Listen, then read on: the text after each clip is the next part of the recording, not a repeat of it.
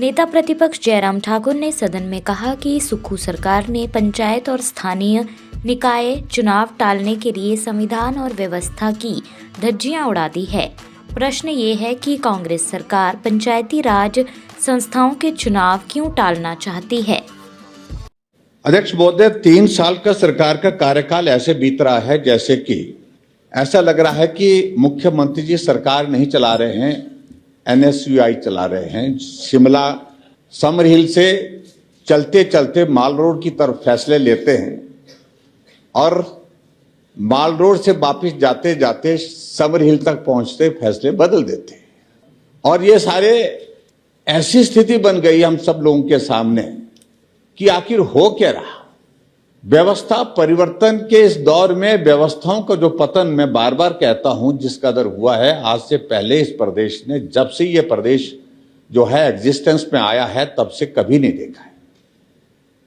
लेकिन हमने इस बात को अपने अनुभव से सीखा कि पिछले 3 साल के कार्यकाल में अनुभव यही रहा है कि सरकार ने कभी कुछ सीखा नहीं। और हमेशा अगर आपको कोई चीज ठीक करने की अगर गुंजाइश देती है तो उसमें ऑपोजिशन की, विपक्ष की भूमिका बहुत महत्वपूर्ण है। आप कांग्रेस पार्टी में तो किसी की सुनते ही नहीं है, सरकार में मंत्रियों की भी सुनते नहीं है। लोकतांत्रिक व्यवस्था में रहते हुए कम से कम ऑपोजिशन की तो सुन लिया करो। हमें उम्मीद नहीं है, लेकिन उसके बावजूद प्रॉब्लम यह है, मुश्किल यह है कि सुनते हैं तो मानते नहीं है। एक व्यक्ति ऐसा होता है जो सुनता है, उसके बाद जो ठीक लगता है उसको मानता है। लेकिन मुख्यमंत्री जी ऐसे हैं, पिछले 3 साल से हैं, या तो सुनते नहीं है, अगर सुनते हैं तो मानते नहीं है। ये एक विचित्र स्थिति हमारे सामने हिमाचल प्रदेश में आज के इस दौर में है। अब बात आ रही है कि हिमाचल प्रदेश में जो हमारा पंचायती राज का जो हमारा टेन्योर है और लोकल सेल्फ गवर्नमेंट का जो टेन्योर 5 साल का होता है, जो संविधान के मुताबिक, आप 73वें संविधान का आप जिक्र कर रहे हैं और शायद मेरे ख्याल में आपके ही उस वक्त राजीव गांधी जी ने ये लाया था कि 5 साल के अंदर चुनाव लाजमी है। आप चुनाव को आगे पीछे नहीं कर सकते हैं। नहीं, बहुत सारे राज्यों में ऐसी व्यवस्था थी कि चुनाव जो है 10 साल 15 साल तक पंचायत के चुनाव, लोकल बॉडीज के चुनाव होने नहीं देते थे। और इसलिए इनने संविधान में संशोधन करके इस व्यवस्था को जो है वो निश्चित कर दिया, सुनिश्चित कर दिया कि 5 साल के कार्यकाल पूरा होने पर पंचायती राज संस्थाओं के चुनाव कराने होंगे, लोकल सेल्फ गवर्नमेंट के चुनाव आपको करवाने होंगे। और ज्यादा से ज्यादा अंतर अगर करने की बात आती है तो 6 महीने का एक विषय रखा है कि 6 महीने तक आगे पीछे कर सकते हैं। लेकिन उसके बावजूद भी अध्यक्ष महोदय, अपने ही नेता द्वारा भारत के संविधान में जो अमेंडमेंट की गई है, 73 अमेंडमेंट जो है, उसका ही सम्मान नहीं कर रहे हैं। या शायद मुझे लगता है कि पीढ़ी में परिवर्तन होने के कारण ऐसा लगता है कि उन्होंने किया होगा तो हमें इसको स्वीकार करने की आवश्यकता नहीं है। प्रश्न पैदा होता है कि चुनाव पंचायतों के, लोकल सेल्फ गवर्नमेंट के क्यों टाले जा रहे हैं, जिसका उत्तर देते नहीं बन पा रहा है सरकार से। टाले इसलिए जा रहे हैं कि चुनाव होंगे, वोट पड़ेंगे, गिनती होगी, परिणाम सरकार के अनुकूल नहीं होंगे, सरकार के खिलाफ होंगे। क्योंकि 3 साल के कार्यकाल में कांग्रेस पार्टी के हिमाचल प्रदेश में जो व्यवस्थाओं को तहस नहस किया है, जो विकास कार्य को जिस तरह से पूर्ण विराम लगा दिया है, सभी लोग सड़कों पर हैं। कोई सैलरी के लिए धरना दे रहा, कोई पेंशन के लिए धरना दे रहा है, कोई विकास के कार्यों को लेकर के धरना दे रहा है, ठेकेदार अपने जो काम किए हैं उसकी पेमेंट के लिए धरना दे रहे।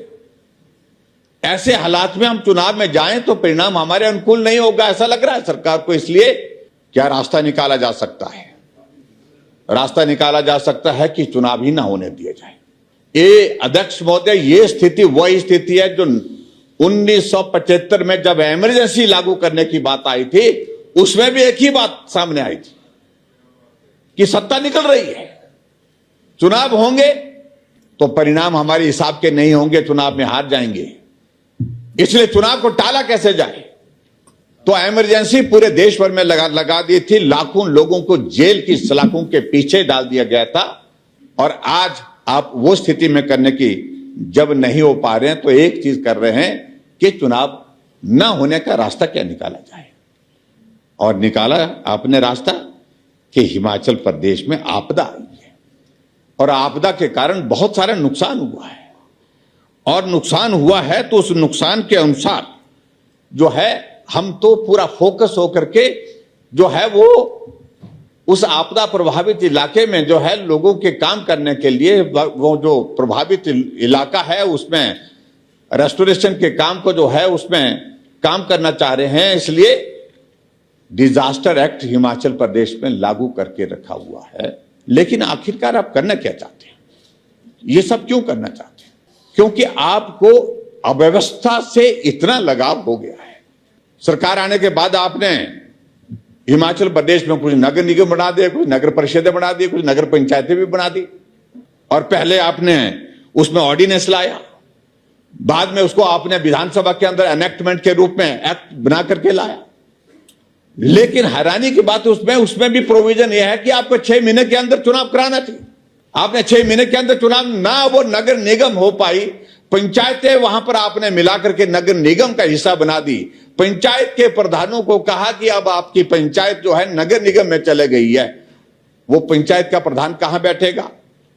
वो पंचायत के प्रधान के पावर्स जो 5 साल के लिए एक पंचायत के प्रतिनिधि के नाते चुनी गई उनको आपने समाप्त कर दिया।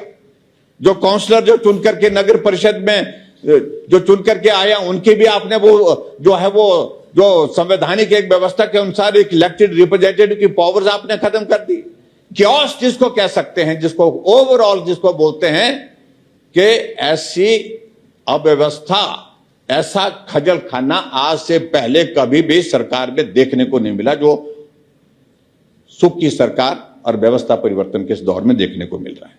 कि जो चुनाव आयोग ने आपको सुझाव दिया है कि पंचायतों के और लोकल सेल्फ गवर्नमेंट के चुनाव का समय आ गया है और समय रहते आप चुनाव करवाइए, उस पर आप अमल करें।